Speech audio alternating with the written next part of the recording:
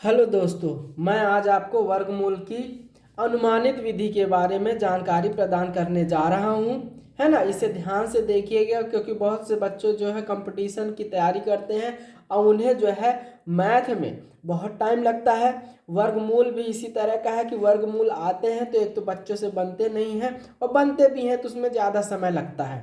तो हम एक ऐसी विधि बताने जा रहे हैं जो बहुत जल्दी हल हो जाएगा। ठीक है ना। वैसे तो हम लोगों ने पढ़ा है, गुणनखंड विधि पढ़ी है, भाग विधि पढ़ी है जो स्कूलों में हैगा। वह अनुमानित विधि नहीं पढ़ाई जाती है वहाँ, है ना। क्योंकि हम लोग कंपटीशन की तैयारी कर रहे हैंगे, अभी वर्ग 3 का चल रहा हैगा और भी परीक्षाएं होती हैंगी, बैंकिंग की होती हैं जिसमें मैथ बहुत ही आपको ज़रूरत पड़ती है और जल्दी से हल करने की पड़ती है। मैंने एक यहाँ पे देखिए क्वेश्चन लिया हुआ है जो 1764 का वर्गमूल का मान ज्ञात करना हैगा।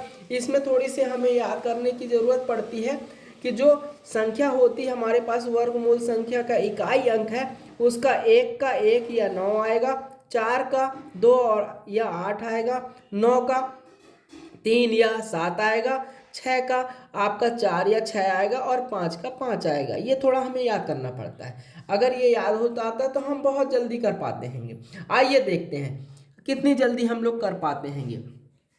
तो यहाँ भी मैं आपको बता रहा हूँ, थोड़ा ज़रूर लगेगा, फिर इसके जल्दी बहुत जल्दी होगा। तो यहाँ पे हम जो है पहला स्टेप जब करते हैं तो यहाँ 1764 को 2 भागों में कर लेते हैं।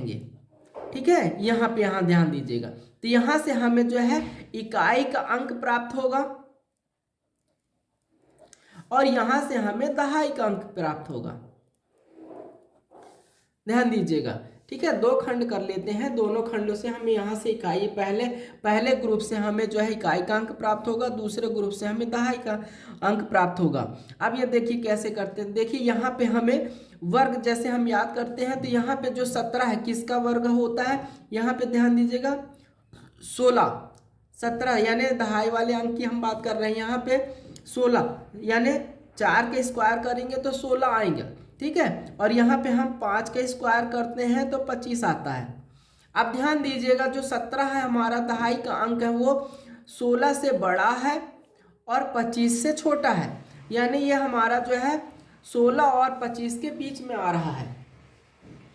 तो इस प्रकार जो है हम, क्योंकि जब हम भाग का नियम करते हैं तो हम बड़ी संख्या नहीं लेते, हम छोटी संख्या ही लेते हैं। तो यहाँ पे हमारा दहाई का अंक हमारे पास क्या आ गया, यहाँ आप ध्यान दीजिएगा 4 आ गया। ठीक है, यह हमारा कहाँ आ गया, दहाई का अंक आ गया। अब ये हो गया। अब यहाँ पे ध्यान दीजिए क्योंकि दहाई का अंक है तो स्वाभाविक है कि इकाई का अंक हम 0 ले रहे हैं, यानी हमारे पास कितने का बना, 40 का स्क्वायर। इसी तरह हमारे पास जो है 50 का स्क्वायर बनेगा। ध्यान दीजिएगा कि यहाँ पे ये जो बन रहा है ना, तो यहाँ 40 का स्क्वायर का मतलब ये 1600 और 50 का स्क्वायर मतलब 2500।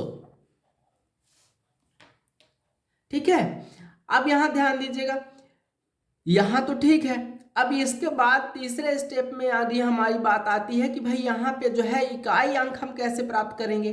तो इकाई अंक के लिए हमने ये बताया है कि जो ये पूर्ण वर्ग संख्या आपकी दी हुई है, यहाँ पे जो इकाई का मान आता है, यानी आप ये 4 को देखिए, 4 आ रहा है तो 4 का जो हमारे पास 2 मान है, 2 या 8, 2 या 8। आप ध्यान दीजिएगा तो यहाँ पे दहाई का मान तो ये हो गया। तो यहाँ पे हमारे पास क्या आएगा, इकाई का जो मान आएगा,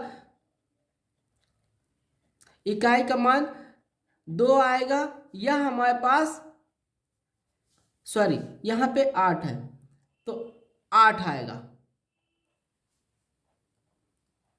पर जब हम वर्गमूल निकाल रहे हैं तो हमारी 2 संख्याएं तो होंगी नहीं, हमारे पास केवल एक ही संख्या होगी आंसर के रूप में, तो 42 होगी या हमारे पास 48 होगी। इससे यहाँ पे हमने अनुमान लगाया था कि यहाँ पे हमारा जो संख्या हैगा 1600 और 2500 जो आया है, यानी यहाँ पे तो ये 1700 जो 64 दिया हुआ है वो किसके नज़दीक है, 1600 के है या 2500 के। यहाँ से देखिए 1600 1700 लगभग 150 के आसपास है, और यहाँ से आप जाएंगे तो यहाँ से हमें ज़्यादा दूर पड़ रहा है। तो इसका जो आंसर आएगा वो आपका कितना आएगा, 42। ध्यान दीजिए, आशा कर रहे हैं कि ये आपसे जरूर बनेगा। ठीक है, इसी तरह हम एक और उदाहरण, एक और क्वेश्चन ले लेते हैं। मान लीजिए कि 7921 का हमको वर्गमूल का मान ज्ञात करना है, ध्यान दीजिए। ठीक है, का मान ज्ञात कीजिए। अब यहां भी इसको जल्दी से कर ले रहे हैं कि यहाँ पे हमको दो ग्रुप में बांट लेते हैं, पहले और दूसरे में। तो यहाँ पे हम दहाई वाला अंक पहले ले लेते हैं। तो यहाँ से हम देखेंगे कि यहाँ पे हमारा कितना है, 8 का स्क्वायर कर देते हैं तो 8 8 64 आता है, जो कि बड़ी संख्या हैगा। ठीक है, और दूसरा हम ले लेते हैं यहाँ पे 8 से बड़ी कितनी होती है, 9 होती, तो 9 का स्क्वायर कर लेते हैं। तो 9 का स्क्वायर कितना हो जाता है, 81 आ जाता है, जो कि ये 81 से छोटा हैगा। तो यहाँ पे पुनः हम कर लेते हैं कि 80 का स्क्वायर, और यहाँ कर लेते हैं 90 का स्क्वायर। तो यहाँ ध्यान दीजिए कितना हो जाएगा, यहाँ 6400 हो रहा है, और यहाँ कितना हो जा रहा है आपके पास 8100 हो रहा है। ठीक है, अब इतना तो हमने कर लिया, और करने के बाद हमको इकाई अंक चाहिए हैगा। तो यहाँ पे हमारे पास कितना है, देखिएगा 1 है। 1 के लिए हमने बताया था 1 या 9 आएगा, 1 या 9 आएगा। तो यहाँ एक कंफर्म हो जा रही है कि पहली से जो दहाई वाला अंक होगा वो क्या होगा, आंसर के रूप में 8 आएगा। अब 8 में हमारे पास क्या है, 1 या 9 आएगा। तो 1 या 9 यानी 81 होगा या 89 होगा। अब इसमें कंफर्म करिएगा। यहाँ ध्यान दीजिए, जो हमारे पास है 6400 और 8100 के बीच में हमारा कितना आ रहा है,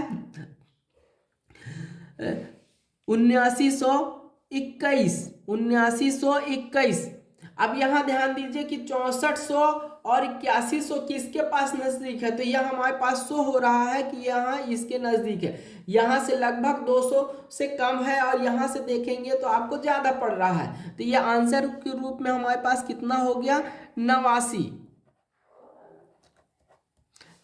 ठीक है, आशा करते हैं कि ये आपको समझ में आ गया होगा। अगर किसी बच्चे को समझ में नहीं आया होगा तो मुझे जरूर कमेंट्स करें। ओके।